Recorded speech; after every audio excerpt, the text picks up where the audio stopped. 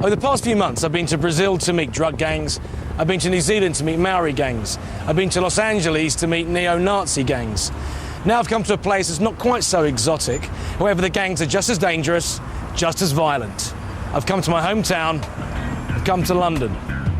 It's one of the world's great cities, the largest and wealthiest city in Western Europe, with the most powerful financial centre in the world. On the surface, it looks healthy, prosperous, safe. But London has some of the highest crime rates in Western Europe.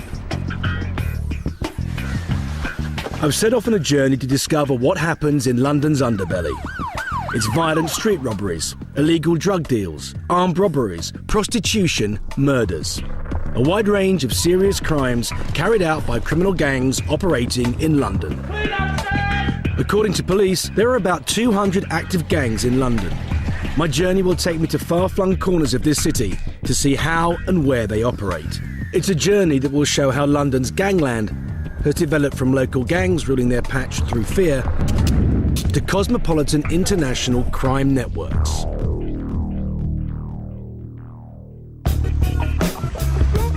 Today's criminal enterprises hit the UK for about £20 billion a year. How did London's gangland mushroom into these vast money-making organisations? Where did they spring from? I grew up with lots of tales of how the gangsters used to run the East End, the Crays, the Richardsons and the gentleman villains that existed in the 60s and the 50s. Certain codes that they lived by, a code of silence, a code of respect, etc. I'm convinced that doesn't exist anymore.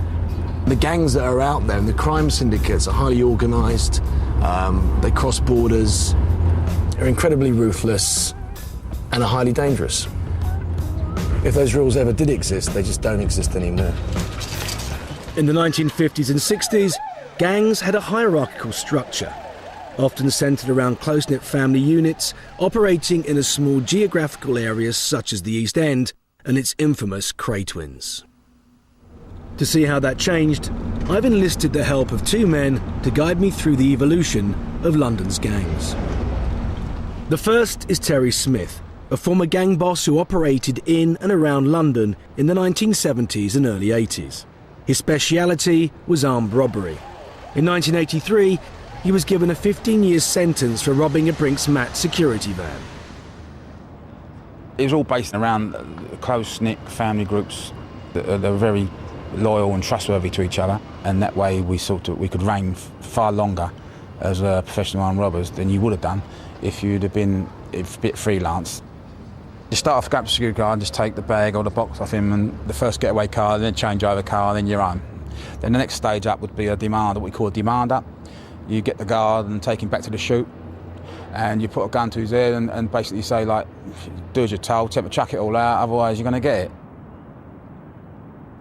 And then the next stage after that would be stopping security vans on public roads, ramming them back and front. And then if you got inside the van, drove it away, and at that time in the 1980s, they didn't have safes inside the vans, so you could come away with a 500, £700,000 if you're lucky. I view my trade as a manipulation of fear and terror, and I do it with a gun. That's what I was good at. And when I was speaking to a security guard at the shoot or anywhere, 9.5 times out of 10 he would do as he's told. But Terry's world was about to change. The mid-80s was the era of the supergrass. Gang insiders who were prepared to betray their gang loyalties to the police and testify against former associates in court. It changed the nature of crime and the gangs who ran it. Going on the pavement, as armed robbery was known, was out of date. There were new kids on the block. My second guide operated at the heart of gangland London for nearly 20 years. He uses an alias and keeps his identity secret. A lot of armed robbers got caught and got put away down to supergrasses. So people looking at that, us coming up, although we did get involved on the pavement, we knew that there was no future in it. It was a bugs game. We were probably the first generation that pulled out of going on the pavement, moved away from protection as such, and moved into the drugs game. That's where everyone who was anyone earned their money in the 80s. Shortly after I was arrested in 1986, the drug phenomenon came into being. When I come home, then I see all these, the generation below me, that was, they put the armed robbers in, they made them prehistoric with the amounts of money they was getting. And it was great to see young fellas driving around in brand new Mercedes and BMWs. I thought, yeah, this is, I'm really pleased for them. It takes a lot of pressure off looking at those who are getting a few quid. The loyalties and ties that had kept the old firms together went out the window. We moved into the puff game by actually fucking big drug dealers at the time. So what would happen was we'd find out about their loads when they were coming in and we'd hijack them. So there we walked away for about 2 hours work, we had about 1.5 mil. There was no honour among thieves, it was really dog fuck dog. And that's when there was lots of violence. I don't know if you remember, but there was lots of gangland killings in the 80s. One particular dealer just smashed him to bits there, rolled him up in a carpet, carried him out to a van, took him back to one of our boozers, rolled him into the cellar, and then just tortured him until he told us where the money was. Hit with a hammer, then his head held into a bucket of water until he was drowning, then pulled out. Then we put his hands out and my partner smashed his hands to pieces with a sledgehammer. I mean, the guy was fucked. But to take someone away and put them in a room, tied to a chair, with a cloth over their head, in darkness, knowing that, this guy was begging us to kill him. He said, I can't stand it anymore, please kill me, please kill me. New drugs from abroad meant new gangs and an upsurge of violence. The 1990s ushered in the era of the so-called Yardies. Tonight on Thames Reports, American federal agents warn of the threat that London faces from the Yardies, the Jamaican gangsters who run the drugs business. The media latched onto the Yardies as a new fearsome threat, but Horace Silver, by now a senior member of one of London's most successful gangs, saw it differently. So this thing about Yardies, it's bullshit. It's a concoction by old Bill to say that there's these black Jamaican gangs when they're just guys, individuals that are just ripping each other off for bags of crack and stuff like that. I mean, as far as making inroads into organised crime, never, not in any way, shape or form. Low-level sort of crack selling is probably predominantly maybe black crime, I don't know. But behind bringing in the Charlie, the cocaine, and operating right at the top, if you like, the CEOs, yeah, they're white, of course. I mean, when you see these guys get arrested that are so-called Yardies, they're busted in the council flat. How many Yardies or so-called Yardies have been busted in a mansion out in Essex, a £5 million mansion? None. But my journey is about to reveal that the Yardies did leave London's gangland a terrifying legacy. Easy access to guns. They were the ones who came over and started using an enormous amount of violence against each other and against sort of innocent people as well, in terms of using automatic machine guns and gunning each other down with great viciousness. I think the reason we have so many armed police on the streets of London today is almost purely because of the Yardie influence and the amount of violence that they used when they got here. In 2004, there were 11,000 gun crimes committed in the UK. Much of it in London, often by young kids associated with street gangs. I think the main fear that we have from gun crime and the main danger we face from gun crime are the younger, less organised criminal groups who are really pretty chaotic about their lifestyle. And the gun crime is more associated with lower level drug dealing or just as a fashion statement in certain parts of the country.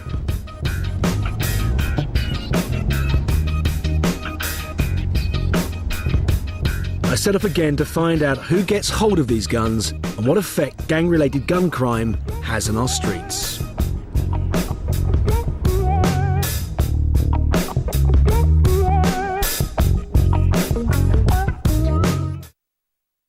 This argument now. A brand new extreme travel series starts with Ian Wright's Excellent Adventure. Thursday at 9, Sky One.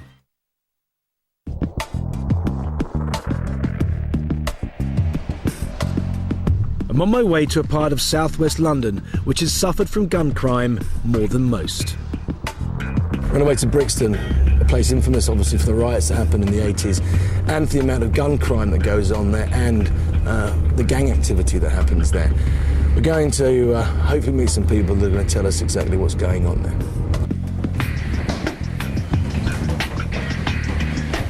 The man I'm meeting knows what's happening at grassroots level. He spent 8 years in prison for possession of a MAC-10 submachine gun. We're going to meet a guy called Wayne, who runs a charity organisation called Straight Aims, which helps kids on the streets, but used to be a member of a gang. Looking for a guy called Wayne? I mean, I grew up in Brixton. I grew up hard. You know what I mean? There's a lot of similarities to the way I grew up than the way they grew up. I couldn't go and tell a neurologist about neurology because I don't know nothing about it. What I do know about is growing up on the streets. Do you know what I mean? So I go in there and I say to them, look, at the end of the day, I've done what you're doing. Do you know what I mean? And this is how it ultimately ends up. It ends up either a life sentence in prison or in the graveyard. And that's the reality of it. How many of your friends have you lost then? About 15 in total. There's probably more. But is that due to gun crime as well? Yeah, all of them. All of them? Yeah. So you used to run with the gang, didn't you? Ran with the posse, didn't you not? It started with I won't say started, but there was a posse called the Raiders posse. Was in existence at that time. Then the Wackett posse came on after that. Then Angman, then the 28s, and the rest is history. And then it progresses? Yeah, it progresses from there. When you're in a gang, it's like a family. Whereas, you know, there's a lot of breakdown in actual family values within the home, and they find comfort, basically, in getting involved in gangs or whatever. The violence that goes along with it, though, mate, I mean, is that attractive? Is that what's attractive for some people? Is it the kudos, the respect you get? Yeah, well, it is, because at the end of the day, I've always said this, guns are power, and that's prevalent the world over. I mean, the armies with the biggest guns, they got the biggest talk in the world, and that transcends onto the streets. I mean, the guys who got the biggest guns in their era, they get the most respect. It's not about how big you are then, it's how many guns you've got. It's who's got yeah, you know what I mean, and willing to use them, basically. Gun crime has nearly doubled in and around Brixton in the past year. There were 162 shootings in 2004 that left 18 people dead. Horrific statistics with horrific stories. We've had our children ripped away from us. And, you know, we have two ways to go. We can either lay down and give up, or we can fight. They wanted his car keys, and he said, no, I'm not giving you. And one of them shouted, shoot him. Took his mobile phone, took his chain, took his wallet. It's 4 words I'll never forget. Michelle Leon's been shot. I could tell that his heart had gone into shock, so I started to give him CPR. The car that she was driving was blasted with a revolver, semi-automatic revolver, and she died on scene. And then he died at 9:30 approximately in St Thomas's Hospital. We just had to watch him die. He died at 3 a.m. on Sunday at King's College Hospital. When they've shot people and they're on the ground and they're injured, that they'll say, blaze him, finish him off. Damon was shot on the 29th of July outside Brian's nightclub in Holborn. But you cannot, because we're not supposed to bury our children. It's supposed to be the other way around.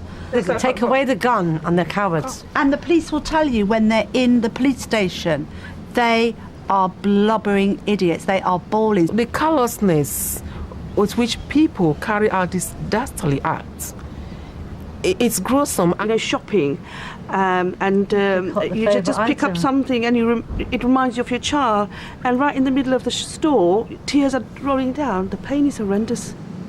If we want to build up a society that we want our children, our young people to be happy, then we need to all stand up and say no to gun crime.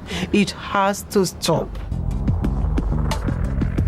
I'd heard the terrible stories from some of the victims' families. Now I want to get to the root of the problem.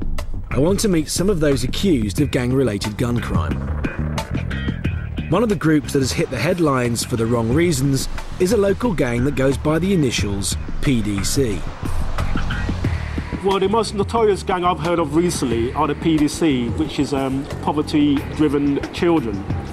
And they go about their business by instilling fear. And I hear now that they're even starting to recruit or trying to convert kids from schools now and trying to create gang members from there. They can commit these horrid acts of violence and perhaps get away with it even. Okay, mothers will grieve, mothers will weep tears, families will cry. But at the end of the day, they feel sure that people from the black community won't talk because they're so much in fear. And I have to say, if that is the case, we are in fear. I meet some of the PDC at a Brixton recording studio, where they are trying to put their energy into music rather than crime. Yeah. Life of a young black man. It's hard, you know it's hard. Yeah. Stuck out there on the streets. Every day in, day out.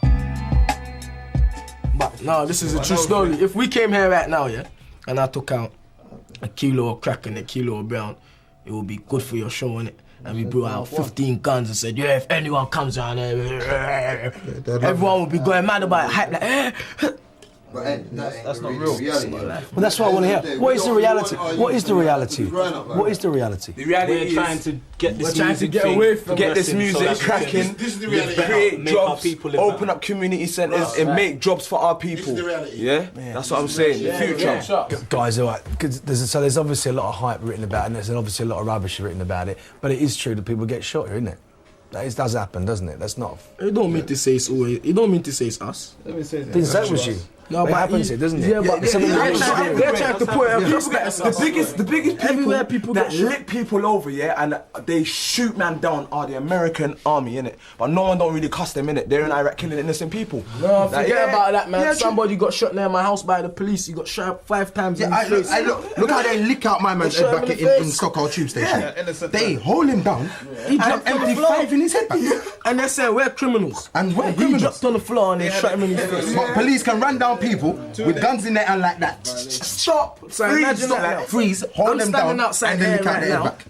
with all the nonsense they've put across about us, yeah? I could be standing out here right now and see a police car pull up. Do you think I'm gonna want them to stop me and I know they're shooting people? Would they identify you as the crew though? Will they know? They're around. They've got their own crew. They're around here. That's what I'm saying. They're around here more than us. Yeah, they're gangbangers. They're around here more than us. Police are the biggest gang around. Yeah, that's what I'm saying. They're around here more than anybody. What are the things that you say you share in common then that bonds you together? Losing people that was close to us. True stories. I'm trying to say. Well, how does that happen, mate? They get shot. They get shot. And let's be honest, this area is got a lot of gun crime, isn't it? That's what they're saying. How did the guns get here though? But you asked a question, I don't know. Yeah, where did they come? There are a lot of them about though. A lot of people say that if you get involved in crime in this area, you're probably going to get involved with guns, and if you get involved with guns, you're probably going to end up either in prison or dead. I mean, you guys are aware of that, aren't you? True stories. Yeah. Do you know what I mean? Look at the other situation here. What is there really to do around it? There's no community centre. The community centre's closed. There's the kids on the road. We take one step forward, they're pushing us 2 steps back. Tuesdays. Media, society, like the system, innit? System. In this community, if you slip, you're losing your life. Yeah. So you get immune to a lot of things in the system. You get immune to the police. You know, why are you going to worry about getting 10 years when you know so someone can take your life and your family are turning a visit in your grave? So people get immune to a lot of things in the system. So you don't really worry about, say, crime and whatever. You don't want to do crime. No one wants to do crime. If anyone stands up here and says they want to do crime, because if there's an alternative, everyone will be doing it. But a lot of our parents have been working for 30 years, 40 years, and they're still struggling. It's like, for you to do certain things in a certain way, you got to live a certain way around that. You know what I'm trying to say? Not really, I don't understand. Oh, well, that's why we make music. There's a lot of stuff you can get to out here. Like, but, you get me? Day-to-day life. Day-to-day life, bro. But when you say other stuff, what do you mean by that? There's all kinds of stuff I don't really want to talk about on camera and that, but we're fed up of negativity. 25 years of negativity ain't good. That's what I'm saying. Trust me, progress now. Man, need progress No now. more regrets, progress. No one don't like living in squalor and that. Everyone likes to live comfortable, innit? I want a piece of the cake as well. And my brothers, we want in. The guys weren't particularly forthcoming, and a lot of what they said I've actually heard before. I've heard it in Brazil, I've heard it in New Zealand. The powers that be are responsible for the situation that they find themselves in, and I've heard it in London. From what they told me, it felt as though it wouldn't take much to keep those kids away from crime.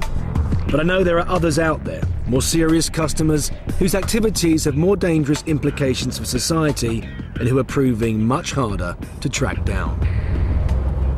One such man was Recep Yilmaz.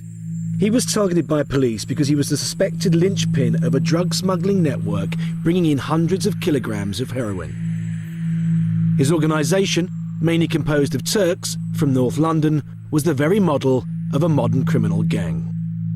It was a small network of ethnically homogenous group consisting of some close confidants.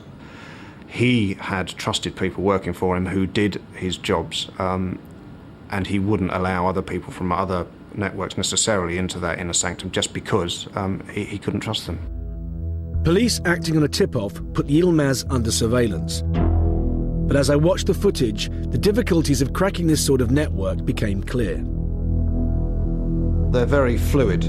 It is difficult to identify, unlike the preconceptions of the mafia style, which to some extent still exist.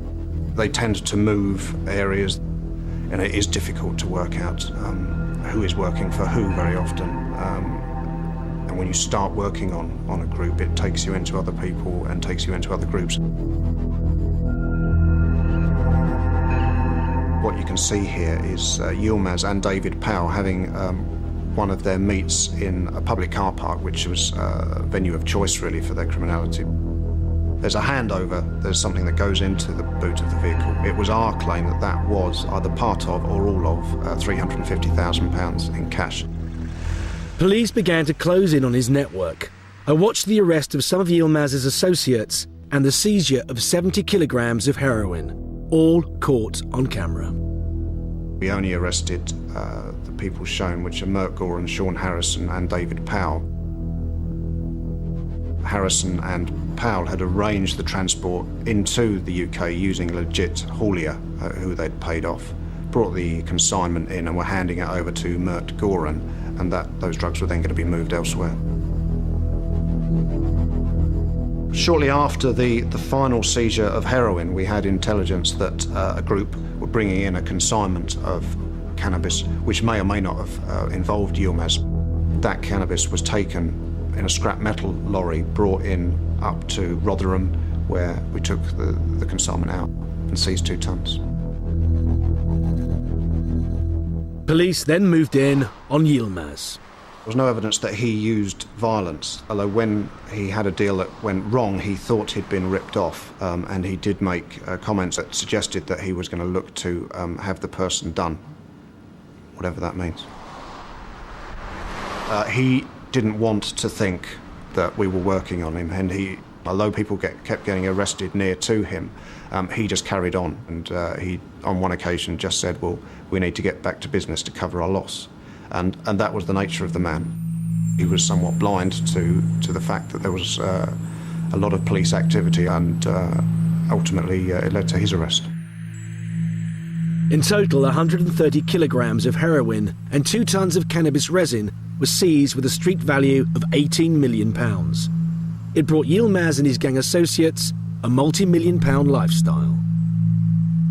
Very little was actually in his name of what he did own. He drove a £70,000 Mercedes. He'd bought the house that they lived in his son's name for cash. He owned other properties, both in the UK and abroad, but yet had no identifiable income at all. It was a business to him, and he'd been very successful at it and had an extremely good lifestyle. Yilmaz's criminality cost him a 30-year prison sentence, and his network was disbanded. Police hope that they have got one of the bigger fish in the heroin trade. That doesn't stop smaller networks moving into the business. I don't think there are many Recep Yilmaz's around. There are some, and they are still out there, and they are bringing in large quantities of heroin. I'd seen an example of a secretive drug smuggling ring, but now I want to find out about a more public sort of crime, the speciality of white gangs, the smash and grab heist. Yeah, the majority of crime in the UK, regardless of where you are, is going to be committed by indigenous, white, working-class blokes. And they have always been the backbone of gangland, and they always will be. It's the 7th of November 2000. A JCB sets off from an industrial estate in South London and joins the morning rush hour. A day like any other, except this is the first move in an attempt to carry out Britain's most audacious robbery. The theft of £300 million worth of diamonds from the Millennium Dome, including arguably the most perfect large diamond in the world, the Millennium Star. What the gang didn't know is that the police were onto them, tracking the JCB digger into the Dome complex, through the security gates and into the area where the diamonds were housed. They then watched the gang try and break into the case to steal fake diamonds. The police had replaced the real ones earlier. The police then made their move. 5 men were arrested, including the getaway driver in his speedboat on the Thames. They all got long-term prison sentences. Their trappings may have been in the style of traditional gangs, but the scale of their ambitions went much further than their predecessors. The more we travel on this programme, the further we go, the more I'm beginning to realise that things have changed dramatically. There's so much money involved, there's so much greed, there's so much more violence. People can travel so much easier these days. They move from continent to continent, from country to country. And as I'm about to discover, it is other sorts of cross-border crime that pose a new and terrifying threat to our capital city.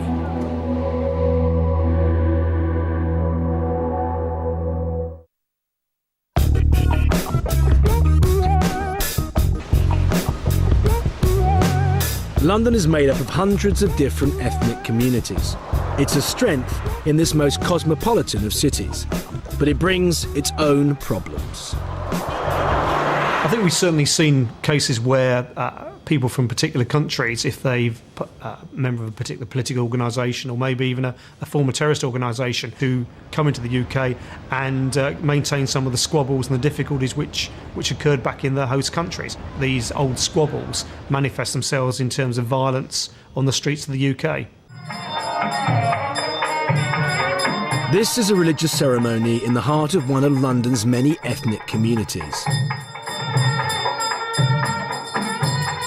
It's a Hindu temple near Wembley in North London, a place of worship for London's Tamil community, many of them refugees from Sri Lanka's bloody civil war between government forces and rebel Tamil tigers. But the rivalries at home didn't end when they arrived in London. This is a poster notifying the community that a sports event has been cancelled.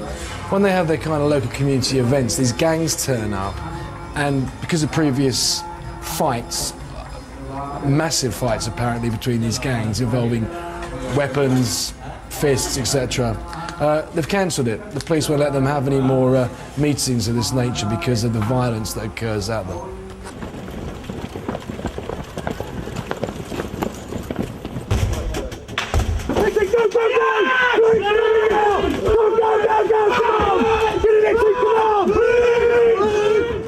This is what happened recently in this small corner of London. Police, acting on a tip-off, raided this normal house in a normal street. They arrested several Tamil gang members and came out with bagfuls of evidence. I meet up with the local business leader who is worried about the effect of the gangs on the 100,000-strong Tamil community. So far, as far as I know, about 4 murders have taken place in this area. And they threaten people. They don't have any values whatsoever. They are totally detached from the mainstream Tamils, and they cause enough harm to the Tamil people and the businesses here. Can you give me some examples of what's happened lately? That restaurant, some youngsters went there, had dinner. They had an argument over a woman problem and £200 debt. And one chap was pulled out. He was beaten, bundled into a car.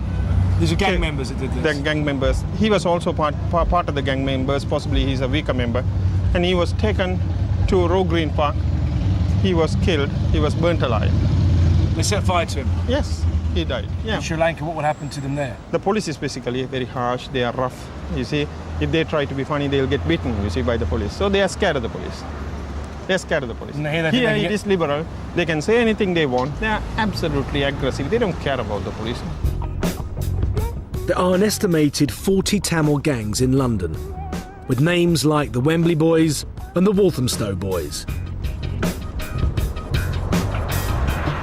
But in this close-knit community, it's hard to make contact with either gang members or their victims.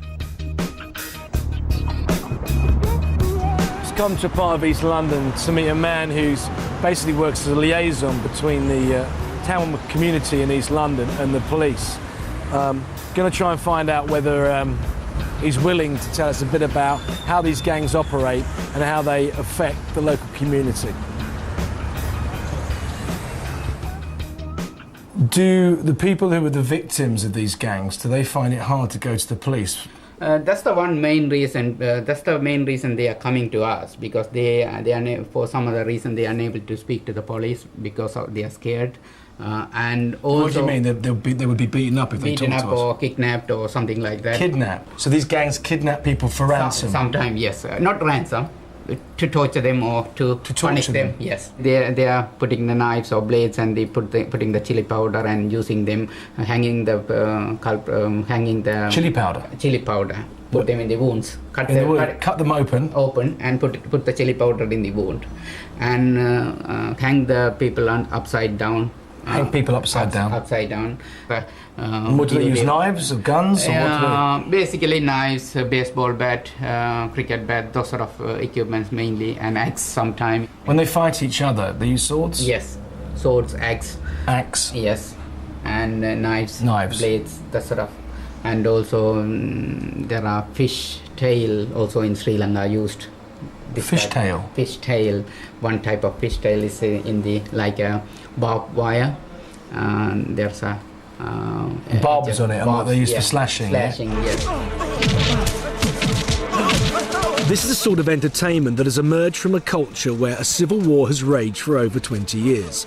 Violent Tamil films with bloody fight scenes.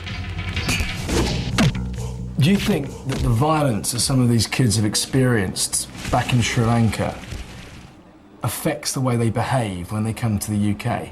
They came from the violent background.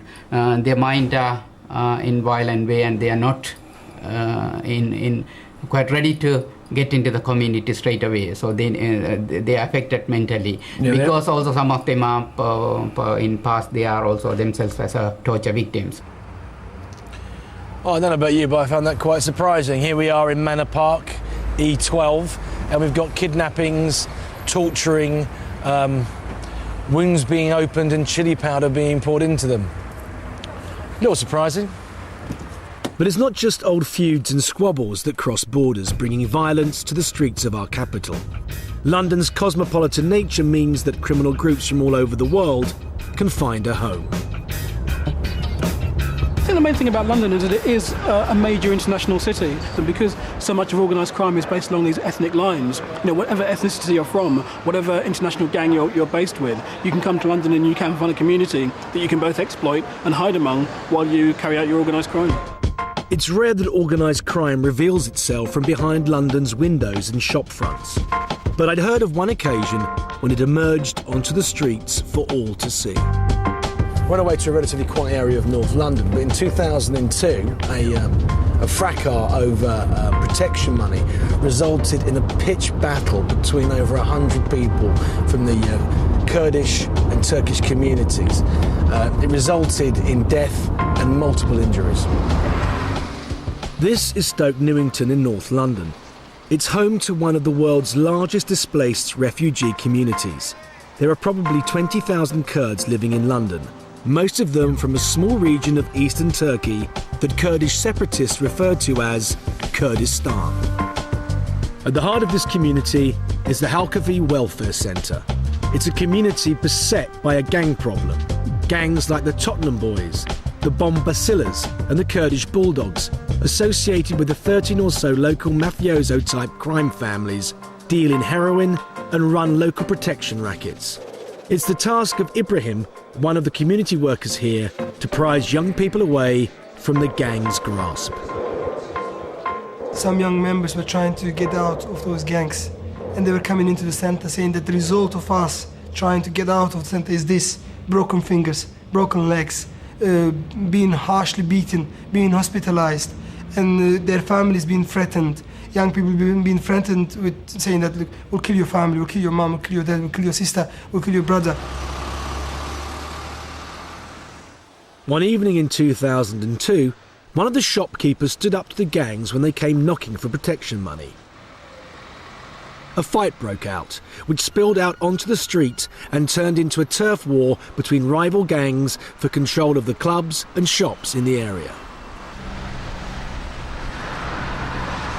So I received a call as well from the police saying that hundreds of Kurds are fighting in Haringey. Well, by the time I get to the Green Lanes, people were on the street shouting, beating each other, hundreds of people basically, holding wooden things like chairs and broken chairs and etc. in their hands, shouting, saying that gangs out of Haringey, gangs out of Haringey. There was this fighting and there was a lot of shootings and a lot of killed people. At that time, nobody knew how many men was killed. When we just turned right, we came across two guys who had guns in their hands. I saw him and said, why? Why are you doing this?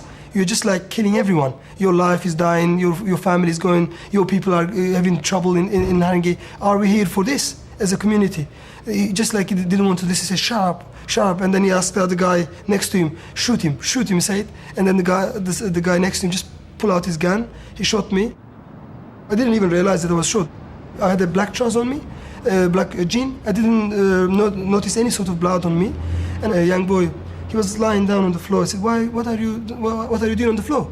He said, they throw a stone at me. When I touched him, he was all bleeding. I said, look, maybe you've been shot or something. Then he touched my trousers. He said, you've been shot too. And then we started to laugh, which is amazing. I mean, it was a very tragic thing for us, but we just laughed. One man was killed, an innocent man. He was laying carpet that day. He was killed, and Ibrahim was shot. 3 other people was shot. The bullet went through here and it came out of back. There are 2 holes. But I'm not that bad. I have to keep stretching my legs. I can't sit for long. I can't stand for long. So I have to keep changing positions. But, I mean, it could have been worse. The man Ibrahim says is responsible for his shooting was released through lack of evidence. Police face an uphill struggle to crack many of these international mafia-style gangs. London's a cosmopolitan city. It's got people, obviously, from all over the world. That makes links to organised criminality across the world. London, therefore, feeds a lot of the criminality. Difficulties of dealing with it are identifying the criminal groups involved, infiltrating those criminal groups because they may be recent arrivals to the UK. We may not have the language skills. We may not have the understanding of their cultures. So it's about us developing the intelligence picture about what's going on and then finding the best ways to tackle that. Police show me footage of a passport forging factory. With the new criminal networks, even identifying who the criminals are proves difficult. Someone who obtains a British passport in either their own name or in a false name can obviously change their identity. It allows them to be able to basically disappear from the face of, as far as official documents, etc. are concerned. Police did manage to bust this group. They ran their forging factory in the front room of a house in Dagenham. Each passport is sold for something between £2,000 to £4,000 per passport. That's a prepared passport ready to be used by the person that wishes to change their identity. You make an awful lot of money from it, an awful lot of money very, very quickly. This is how you can make that money. Illegal immigration. There are about 500,000 illegal immigrants in the UK, often trafficked in by criminal networks. In 2002, police set a surveillance team on the head of one such network, headed by Sarwan Singh Deo. You see Deo with a wad of cash counting the money out to give to one of his foot soldiers who's going to go abroad, meet with some illegal immigrants abroad in another country and fly them back to the UK. And that's Deo there handing over some money to be used as expenses for carrying out that facilitation. I watched surveillance footage of the illegal immigrant coming in through passport control at Dover. Incredibly, he gets through with his forged passport. Even more incredibly, at Dover railway station some 20 minutes later, he hands his passport back to his handler to be recycled. Coming all the way from India, they were being charged anything up to £8,000. We suspect that the organisation was bringing in hundreds per year, and if we multiply that by 12 years at a rough average of £5,000 per illegal immigrant, it's an awful lot of money. It runs into the millions. While some illegal immigrants end up in factories doing low-paid jobs, others enter a more treacherous world. It's estimated that in London there are between 5,000 and 8,000 prostitutes, 80% of them non-British.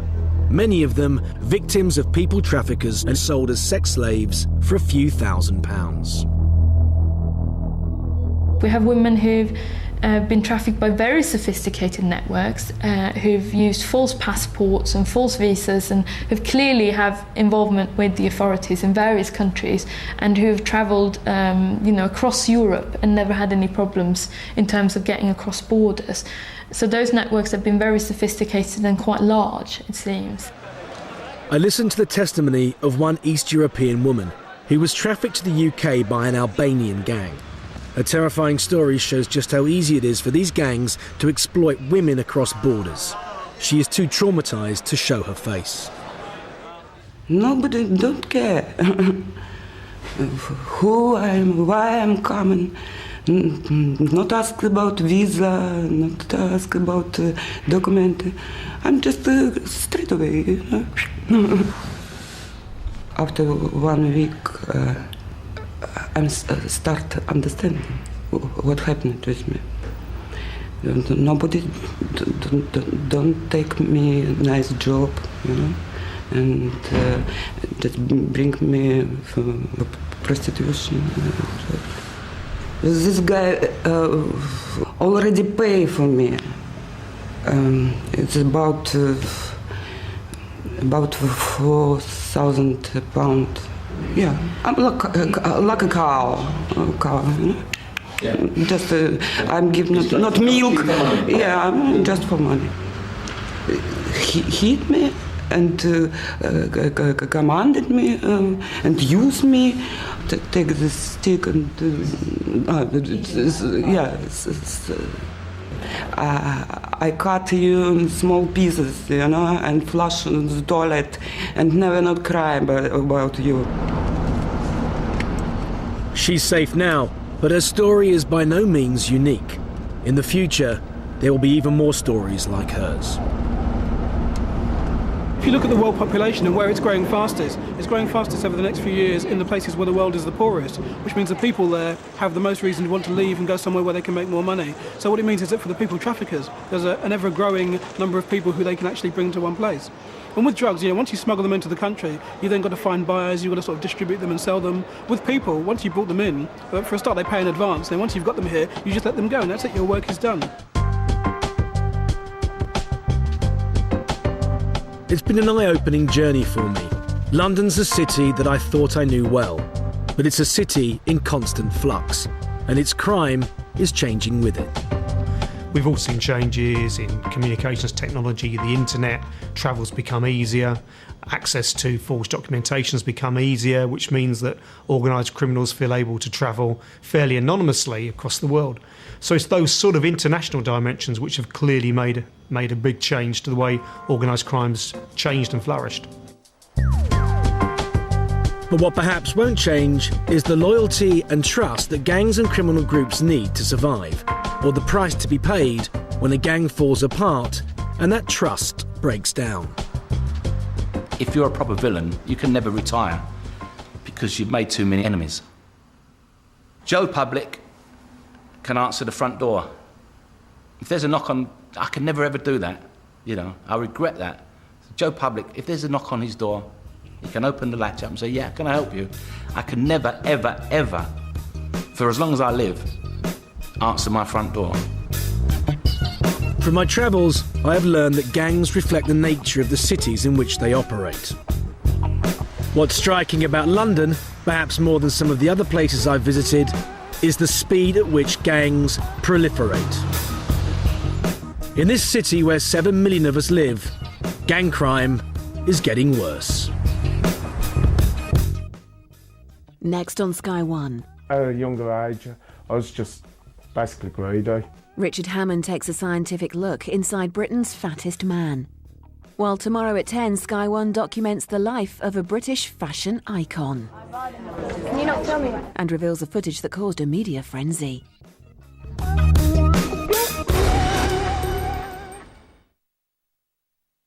Chosen.